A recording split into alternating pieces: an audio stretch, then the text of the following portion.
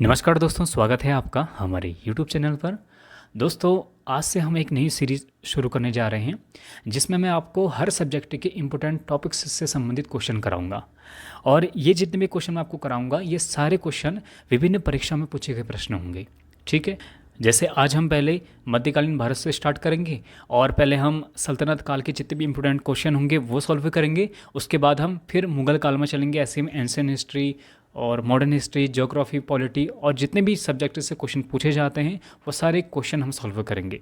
और एक चीज़ और कि जो ये सीरीज चलने वाली है ये सभी एग्ज़ाम्स के लिए, चाहे आप बीएड की तैयारी कर रहे हो, चाहे आप डीएलएड की कर रहे हो, यूटेट की कर रहे हो, सीटेट की कर रहे हो, या किसी भी स्टेट के किसी भी गवर्नमेंट एग्ज़ाम की तैयारी कर रहे हो, तो ये सारे क्वेश्चन आपको फ़ायदा पहुंचाएंगे क्योंकि जीएस कभी बदलती नहीं है। ठीक है। तो चलिए दोस्तों, आज से हम स्टार्ट करते हैं। आज हम मध्यकालीन भारत स्टार्ट करेंगे और सबसे पहले हम भारत में अरबों का आक्रमण किस प्रकार हुआ और उसके बाद हम सल्तनत काल के स्टार्टिंग की शुरुआत कैसे हुई उससे संबंधित क्वेश्चन को करेंगे। ठीक है। और जो हमारी सीरीज चलने वाली है इसमें हम क्वेश्चन के द्वारा हम पूरे टॉपिक्स को समझने की कोशिश करेंगे। जो नए बच्चे हैं उनका अच्छा बैकग्राउंड बन जाएगा और जिन्होंने पहले से पढ़ा है उनका बहुत अच्छे से रिवीजन हो जाएगा। ठीक है। चलिए, आज की वीडियो शुरू करने से पहले मैं आपको हल्का सा बैकग्राउंड बताना चाहूँगा कि किस प्रकार पहले अरबों का आक्रमण हुआ और किस प्रकार फिर तुर्क आए, फिर उसके बाद कुतुबुद्दीन ऐबक, किस प्रकार सल्तनत काल की शुरुआत हुई। ये सब हम पहले, मैं हल्का सा इसको आपको बैकग्राउंड बता देता हूँ, फिर हम क्वेश्चन सॉल्व करेंगे। ठीक है। दोस्तों, हम सभी जानते हैं कि भारत पर सबसे पहले मुस्लिमों का जो आक्रमण हुआ ये 3 प्रमुख व्यक्तियों के द्वारा हुआ। सबसे पहले हमने नाम सुना है मोहम्मद बिन कासिम का, फिर उसके बाद मोहम्मद गजनवी का और फिर मोहम्मद गौरी का। तो इसमें सबसे पहले हम जानते हैं मोहम्मद बिन कासिम के बारे में। देखिए, जो मोहम्मद बिन कासिम था ये पहला ऐसा शासक था जिसने भारत पर आक्रमण किया और ये अरबी था। ठीक है, ये अरब देश का था। हाँ, इसके नेतृत्व में सबसे पहले अरबों ने भारत पर सफल आक्रमण किया था। इसने सबसे पहले आक्रमण कहाँ किया? इसने सबसे पहले आक्रमण किया सिंध देश में। ठीक है। अब तो सिंध पाकिस्तान में, पहले भारत में ही हुआ था। तो सिंध देश पर इसने सबसे पहले आक्रमण किया और यह आक्रमण आपका करीब हुआ था 712 ईस्वी में। ठीक है। ये विजयी आक्रमण था। इससे पहले भी भारत में आक्रमण किया था। कब किया था? 711 ईस्वी में, लेकिन ये असफल हो चुका था। ठीक है। अगर आपके पेपर में आए कि अरबों का पहला आक्रमण कब हुआ तो 711 ईस्वी में। अगर ऑप्शन में है 711 तो 711 में डालेंगे। और अगर क्वेश्चन आए कि भारत पर अरबों का पहला सफल आक्रमण कब हुआ, तब आएगा 712 ईस्वी में। किसके खिलाफ हुआ? सिंध देश के खिलाफ। और इस समय सिंध का राजा कौन था? तो इसमें सिंध का राजा था दाहिर। कौन था? ये भी परीक्षा में पूछा जाता है। ठीक है, कौन था? दाहिर था। ठीक है। और एक क्वेश्चन और पूछा जाता है कि जो ये मोहम्मद बिन कासिम था, इसका भारत पर आक्रमण करने के पीछे का उद्देश्य क्या था? क्या यहाँ इसका शासन को फैलाने का, राज्य फैलाने का उद्देश्य था या कुछ और? तो इससे संबंधित एक क्वेश्चन अक्सर पूछा जाता है।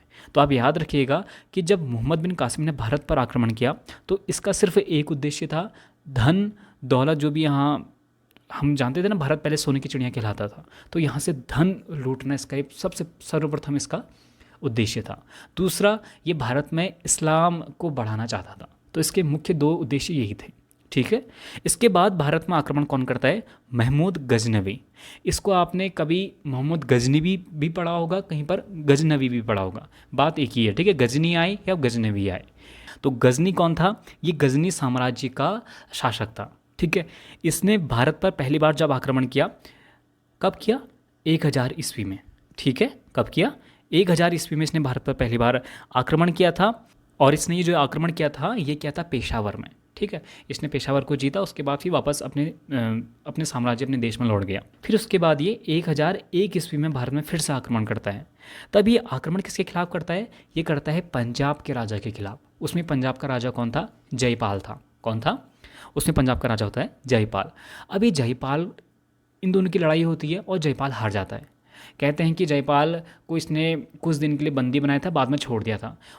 तो फिर जब ये 1002 में से छोड़ा तब ये जिंदा आग में कूद जाता है और कहते हैं कि ये आग में जलकर अपने प्राण दे देता है। ठीक है। तो इसके बाद इसने और भी बहुत आक्रमण किया। इसके बाद इसने नगरकोट में आक्रमण किया। तो ये नगरकोट कहाँ है? ये हिमाचल प्रदेश में है। ऐसे इसने बहुत सारे आक्रमण किए। लेकिन जो महत्वपूर्ण आक्रमण इसका है वो होता है 1025 ईस्वी में। कहाँ होता है? सोमनाथ के मंदिर में होता है। सोमनाथ कहाँ है? ये गुजरात में है। ठीक है। देखिए कहते हैं कि महमूद गजनवी ने भारत पर 17 बार आक्रमण किया था, उसमें से एक है ये सोमनाथ का आक्रमण। ठीक है, अब ये जब सोमनाथ में आक्रमण करता है उसमें वहाँ गुजरात का शासक कौन होता है, वो होता है भीम प्रथम। कौन होता है, भीम प्रथम। इसका नाम आप बिल्कुल याद कर लीजिए, ठीक है। भीम, अभी भीम द्वितीय भी आएगा, वो बाद में आएगा। तो भीम प्रथम के खिलाफ ये बाद में युद्ध भी करता है। भीम प्रथम इसमें हार जाता है, बहुत बुरी तरह हारता है भीम प्रथम। और ये बहुत सारा धन, कहते हैं कि ये उस समय के हिसाब से 20 लाख दिनार लेके गया था। मतलब समझ लीजिए कि अगर आपके पास उतना रुपया आ जाए तो अगले आने वाली 7 पीढ़ी आराम से उतना खा लेगी। ठीक है, उसके बाद भी ये रुपये बच जाएंगे।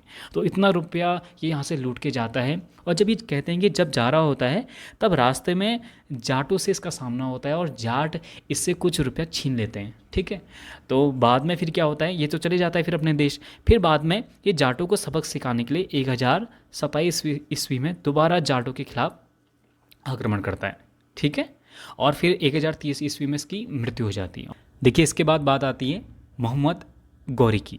तो जो मोहम्मद गौरी था ये गजनी साम्राज्य का एक छोटा सा एक कोई प्रदेश होगा, कोई नगर होगा, उसमें गौर नाम का। ठीक है, किस नाम से, गौर। तो ये वहाँ का शासक था और फिर ये अपने को एक्सपांड करते करते भारत तक पहुँच जाता है। 1173 में 1173 ईस्वी में ये राजा बनता है। ठीक है, गौर प्रदेश का। और फिर बाद में ये जैसे ही राजा बनता है उसके बाद इसने भारत के बारे में सुना होता है कि भारत में तो बहुत सारा धन है, ऐसा वैसा है। तो फिर ये 1175 मतलब कि 1175 ईस्वी में ये भारत पर आक्रमण करता है। ठीक है, भारत पर ये आक्रमण कहाँ करता है, ये करता है मुल्तान में। ये पूछा जाता है पेपर में। ठीक है, आगे हम जब क्वेश्चन करेंगे तब आपको ये क्वेश्चन मिलेगा। तो ये सबसे पहले आक्रमण कहाँ करता है, मुल्तान में करता है। ठीक है, और फिर 1175 में मुल्तान को जीतता है। फिर उसके बाद ये 1178 में फिर गुजरात में आक्रमण करता है। कब करता है, 1178 में ये गुजरात में आक्रमण करता है। उस समय गुजरात का जो राजा होता है वो होता है भीम द्वितीय। ठीक है, और ये भीम द्वितीय इसको पूरी तरह हराता है। यहाँ भीम द्वितीय जीतता है। पहले वाले में जब गजनी वाले में क्या था, वहाँ भीम प्रथम हार जाता है, लेकिन बाद में जब ये मोहम्मद गौरी आया इसे भीम द्वितीय हरा देता है। ठीक है, अब इसके बाद हम पढ़ेंगे, आपने सुना होगा मोहम्मद गौरी ने बहुत सारे युद्ध लड़े। तराइन का प्रथम युद्ध, तराइन का द्वितीय युद्ध, फिर चंदावर का युद्ध, फिर सल्तनत काल की स्टार्टिंग, उसको हम क्वेश्चन की तरह पढ़ेंगे। ठीक है, तो चलिए अब हम क्वेश्चन सॉल्व कर लेते हैं। और क्वेश्चन जब आप लगाएंगे तो आपको बहुत सी चीज़ें और क्लियर होंगी। ठीक है, तो चलिए आगे हम अब क्वेश्चन सॉल्व करते हैं। देखिए इसमें पहला क्वेश्चन है, मोहम्मद बिन कासिम कौन था। तो अभी मैंने आपको बताया कि मोहम्मद बिन कासिम के नेतृत्व में ही अरबों का पहला बार भारत में आक्रमण होता है। तो ये क्या था, ऑप्शन सी, अरब से। ठीक है, ये क्वेश्चन देखिए यहाँ पर लिखा भी है कि क्वेश्चन कहाँ पूछा गया है। सिर्फ यही नहीं पूछा गया, ऐसे ही कई सारे एग्जाम्स में पूछे गए क्वेश्चन है। ठीक है, उसके बाद दूसरा क्वेश्चन है, भारत पर पहला मुस्लिम आक्रमण किस वर्ष से हुआ। ये भी अभी मैंने आपको बताया था कि 711 ईस्वी में पहली बार आक्रमण होता है, लेकिन 711 में हार जाते हैं, फिर 712 में दोबारा करते हैं। ठीक है, तो इसका आंसर क्या होगा, ऑप्शन सी। देखिए अगला क्वेश्चन है, भारत में प्रथम मुस्लिम आक्रमणकारी कौन था। तो अभी हमने सब पहले बैकग्राउंड में जान लिया था कि सबसे पहले किसने किया था आक्रमण, ऑप्शन सी, मोहम्मद बिन कासिम ने किया था। ठीक है, उसके बाद अगला क्वेश्चन है, मोहम्मद बिन कासिम द्वारा सिंध की विजय कब की गई। देखिए 712 में ये जीतता है, सिंध की विजय हुई थी, ऑप्शन सी। ठीक है, इसका आंसर सही होगा 712 ईस्वी। किसे हराया था, दाहिर को हराया था। ठीक है, अगला क्वेश्चन है, महमूद गजनवी का दरबारी इतिहासकार कौन था। देखिए यहाँ पर इसमें ऑप्शन बी भी सही है और ऑप्शन सी भी सही है। महमूद गजनवी की इसके अलावा और कौन था, आपने अलबरूनी का नाम सुना होगा। ठीक है, अलबरूनी, उद्बी, फिरदौसी, ये सब महमूद गजनवी के राजकवि थे। ठीक है, और जो ये उद्बी है ना, उद्बी ने एक पुस्तक लिखी थी, तारीख़ यामिनी। अगला क्वेश्चन है, दिल्ली का प्रथम मुस्लिम शासक कौन था। तो सबसे पहले मुस्लिम शासक कौन था, ऑप्शन ए, कुतुबुद्दीन ऐबक। ठीक है, देखिए ऑप्शन के हिसाब से आपको चलना है। देखिए अगला क्वेश्चन है, भारत में प्रारंभिक मुस्लिम आक्रमण के संदर्भ में निम्नलिखित कथनों पर विचार करें। तो इसमें पहला कथन है, अफगानिस्तान पर आक्रमण एवं हिंदू शासन समाप्त करने वाला प्रथम तुर्की शासक याकूब इब्न लायत था। ठीक है, पहले हम सभी जानते हैं कि पहले अफगानिस्तान भारत में का ही एक हिस्सा था, उसमें वहाँ हिंदू शासन था। तो उस हिंदू शासन को सबसे पहले समाप्त किसने किया, तो वो किया था प्रथम तुर्की शासक याकूब इब्न लायत ने किया था। ठीक है, इसका नाम पढ़ लीजिए, हम क्वेश्चन के थ्रू अभी नई नई चीज़ें जानने वाले हैं। ठीक है। और उसमें दूसरा क्वेश्चन है, दूसरा ऑप्शन है, अरब लोग पंजाब पर विजय नहीं कर पाए थे। ये भी बिल्कुल सही है। जो अरब लोग थे कहाँ, इन्होंने कहाँ विजय की थी, सिंध प्रदेश में की थी। बाद में पंजाब को कौन जीतता है, पंजाब को जीतता है महमूद गजनवी जीतता है, ठीक है।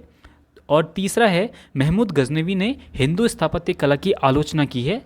देखिए कोई आलोचना नहीं की है, उसको इससे कोई मतलब ही नहीं था, ठीक है। तो इसका आंसर क्या होगा, ऑप्शन ए होगा, ठीक है। एक और दो सही है, बाकी तीसरा गलत है। अगला क्वेश्चन है, महमूद गजनवी ने भारत पर 17 बार आक्रमण किया, बिल्कुल सही। तो इसके पीछे कारण क्या था, वह भारत में स्थायी मुस्लिम शासन की स्थापना करना चाहता था, नहीं, ठीक है। ये भी भारत में मुस्लिम शासन की स्थापना नहीं करना चाहता था। ये इसका काम भी क्या था, ये भारत से धन लूट के ले जाना है और अपने अपने साम्राज्य, अपने प्रदेश में ले जाना है, ठीक है। और दूसरा यहाँ इस्लाम को बढ़ाना है, बस इसका यही था। और जो भारत में मुस्लिम शासन की स्थापना का जो जो चाह थी वो किसकी थी, वो थी मोहम्मद गौरी की थी, ठीक है।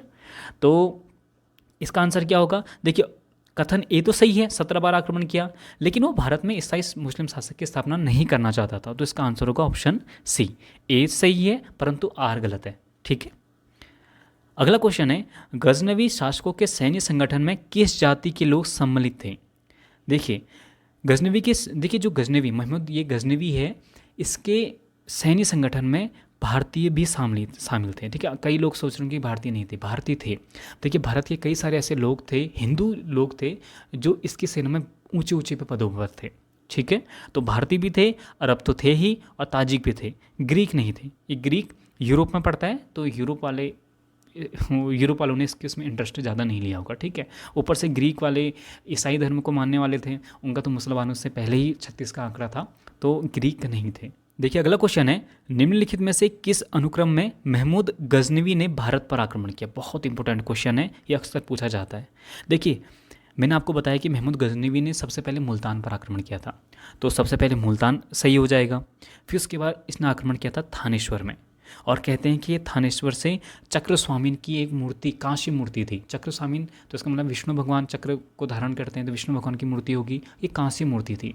और वो इस कांस्य मूर्ति को अपने देश ले जाता है, ठीक है, थानेश्वर से ले जाता है। तो सबसे पहले मुल्तान में आक्रमण करता है, फिर थानेश्वर में करता है, फिर कश्मीर में करता है, फिर मथुरा में करता है, और फिर कन्नौज में करता है। इसको आप ऐसे याद कर सकते हैं, मैंने तो ऐसे याद करा है। देखिए इसको आप मुत कमक करके याद कर सकते हैं, ठीक है। मैंने मुत कमक करके ही याद किया।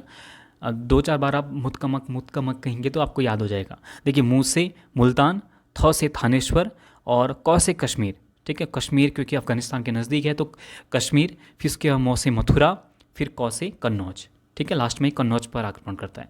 तो मुत कमक, मुल्तान, थानेश्वर, कश्मीर और मथुरा और कन्नौज, ठीक है, याद हो गया। तो चलिए अगला क्वेश्चन में चलता है।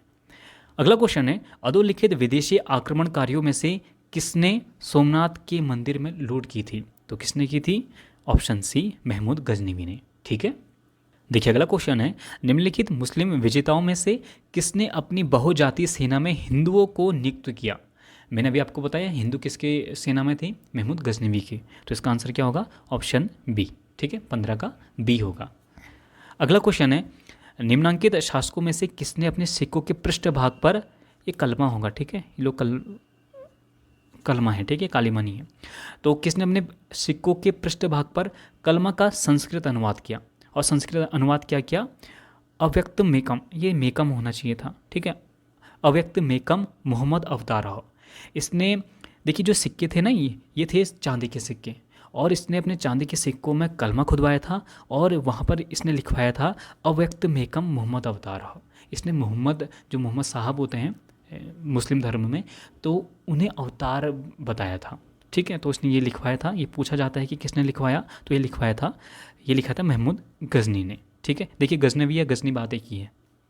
अगला क्वेश्चन है, सुल्तान महमूद के भारत विजय का मुख्य उद्देश्य क्या था।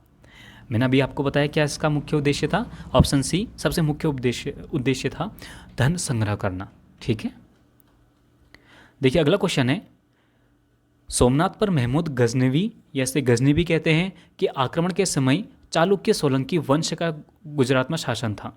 तो वहाँ का शासक कौन था उस समय, तो जब महमूद गजनवी ने वहाँ आक्रमण किया तो वहाँ था भीम प्रथम, वहाँ का राजा था, ठीक है। ये भीम प्रथम बाद में हार जाता है। लेकिन अगला क्वेश्चन है, किसने एक तरफ संस्कृत मुद्रा लेख के साथ चांदी के सिक्के निर्गत किए? अभी मैंने आपको बताया किसने किए थे, महमूद गजनवी ने किए थे। ऑप्शन बी बिल्कुल सही है। ठीक है, देखिए अगला क्वेश्चन है, निम्नलिखित में से कौन हिंदू शाही राजा महमूद गजनी के विरुद्ध हिंदू राजाओं के संघ का निर्माता है?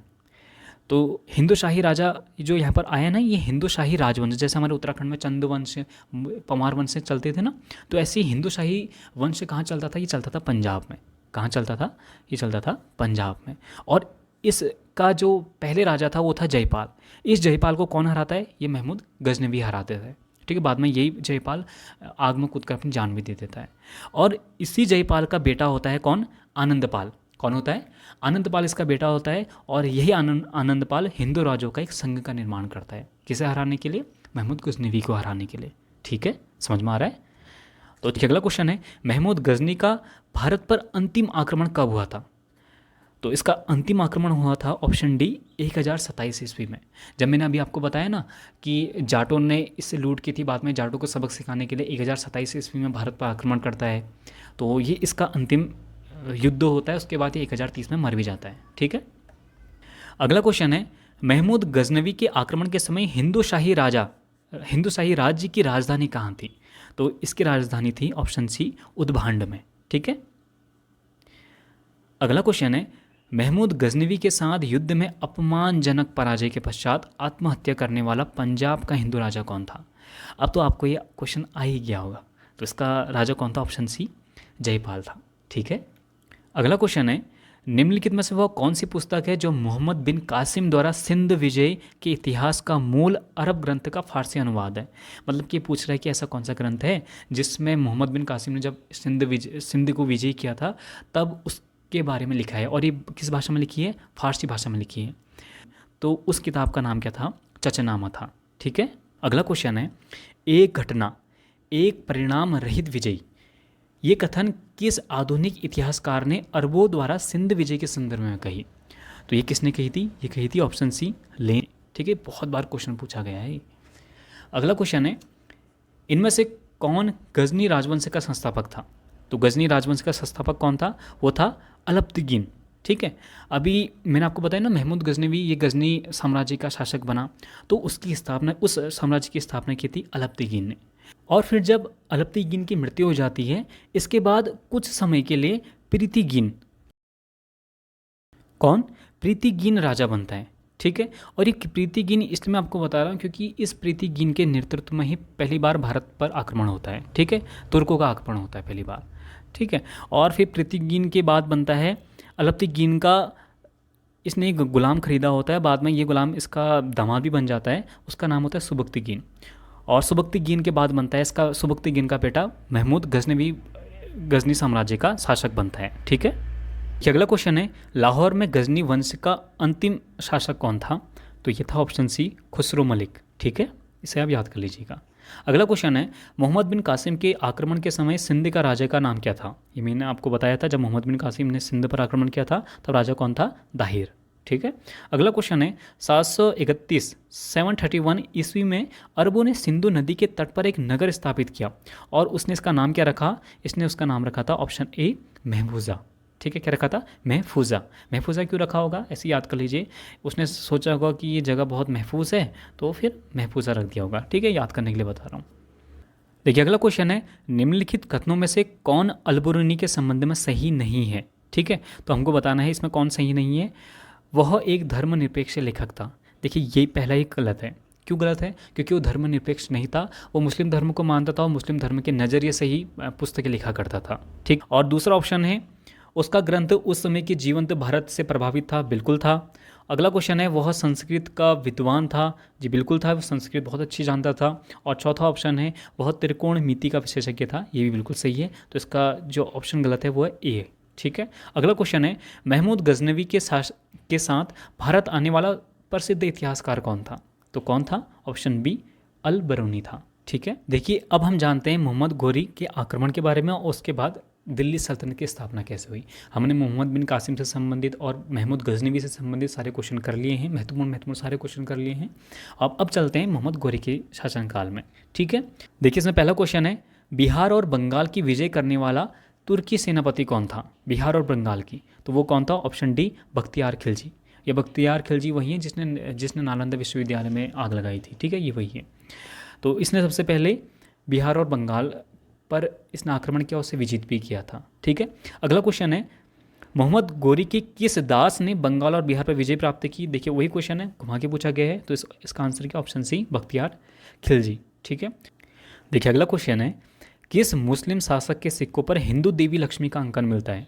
तो इसका आंसर है ऑप्शन डी मोहम्मद गोरी के इसमें, ठीक है। देखिए मोहम्मद गजनवी के उसमें हमें क्या मिलता है, महमूद गजनवी के उसमें इसका चांदी का सिक्का था और उसमें संस्कृत में एक उसने श्लोक लिखवाया था। और हाँ एक चीज़ और बतानी थी मुझे, जो उसने वो संस्कृत का श्लोक लिखवाया था ना, वो लिखवाया था उसने देवनागरी लिपि में, ठीक है, ये भी आप याद कर लीजिए। और मोहम्मद गौरी ने अपने सिक्कों पर देवी लक्ष्मी का अंकन किया था, ठीक है।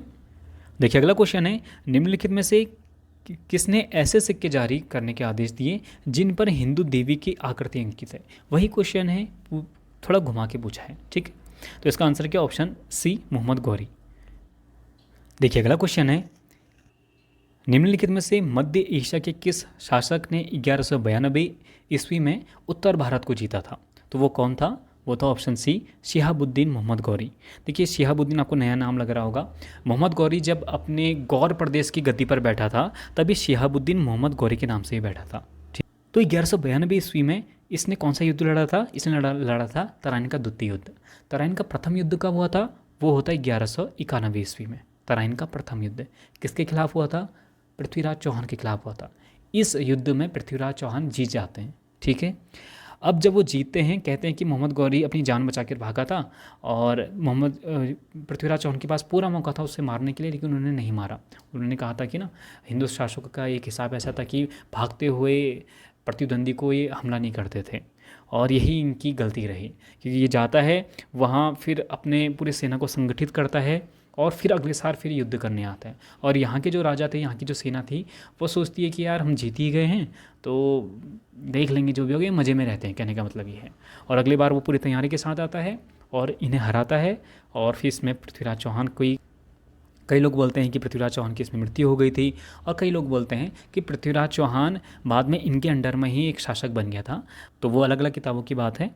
तो कुल मिला के द्वितीय युद्ध में, तराइन के द्वितीय युद्ध में पृथ्वीराज चौहान की हार हो जाती है, और यहीं से इसने उत्तर भारत को, मोहम्मद गौरी ने उत्तर भारत को जीत लिया था, ठीक है, दिल्ली को जीत लिया था, कहने का मतलब ये है। अगला क्वेश्चन है, लक्ष्मी की आकृति युक्त सिक्के किसने चलाए थे? देखिए एक ही क्वेश्चन पूछा है लेकिन अलग अलग तरीके से पूछा है, ठीक है। ऐसे ही क्वेश्चन पूछे जाते हैं, इतने डीप नहीं पूछे जाते, बस आपको बैकग्राउंड पता होना चाहिए, आप आंसर खुद निकाल लेंगे। तो ये किसने करे थे? ऑप्शन ए मोहम्मद गौरी ने, ठीक है।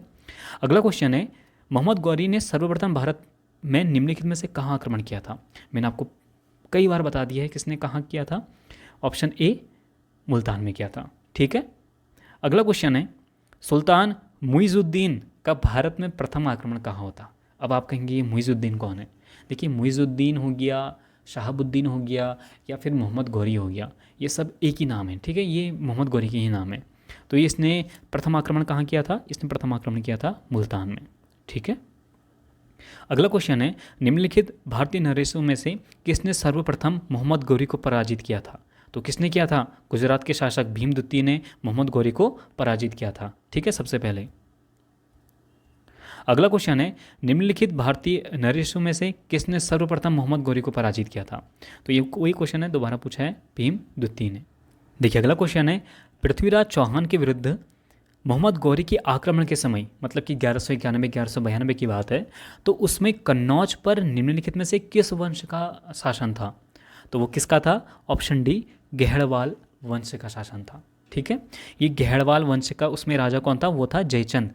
आपने जयचंद के बारे में एक कहावत सुनी होगी कि युद्धों में कभी नहीं आ रहे हम, डरते हैं छल छंदों से, हर बार पराजय पाई है अपने घर के जयचंदों से।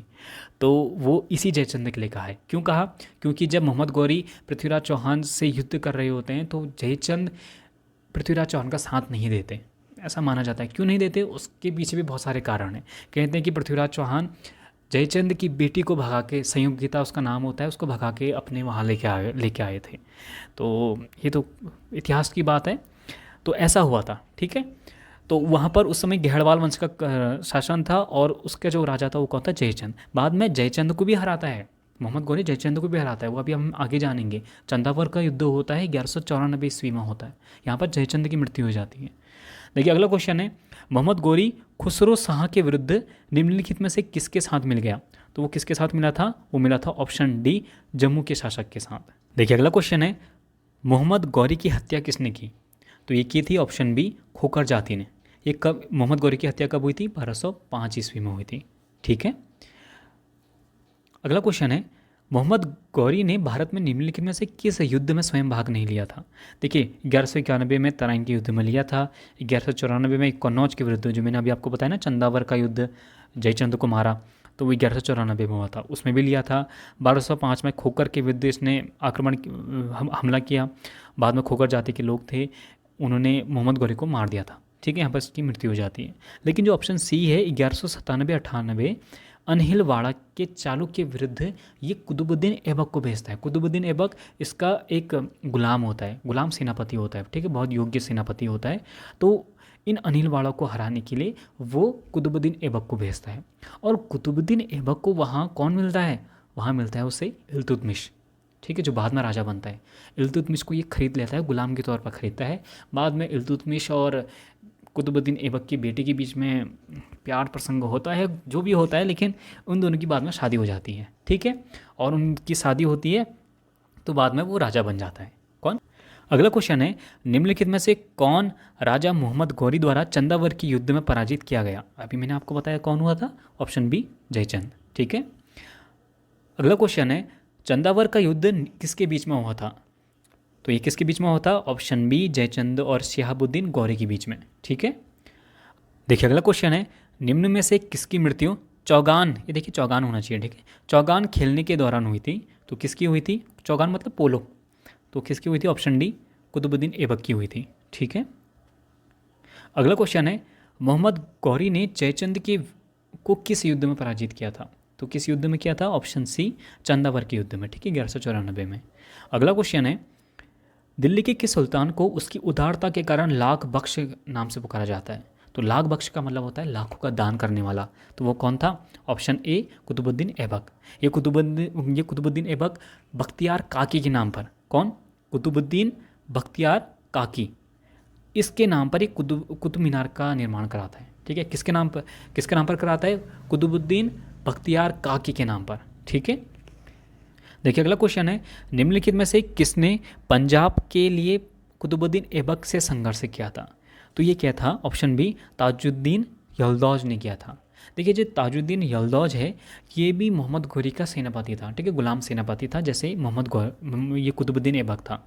जब मोहम्मद गौरी की मृत्यु हो जाती है तब यल्दौज क्या करता है? यल्दौज पंजाब को हथियाने के लिए अपना फिर वहाँ से वो आक्रमण करता है, यहाँ से कुतुबुद्दीन ऐबक भी उसके विरुद्ध करता है। इसमें युद्ध में कुतुबुद्दीन ऐबक जीत जाता है। ठीक है, और फिर कुतुबुद्दीन ऐबक जब 1206 की बात है, 1206 में ये दिल्ली का राजा बनता है, लेकिन राजधानी इसकी कहाँ होती है? लाहौर होती है। ठीक है, राजधानी इसकी लाहौर होती है, लेकिन इसका पूरा शासन दिल्ली और बंगाल वगैरह पूरा शासन इसके अंतर्गत होता है। ठीक है।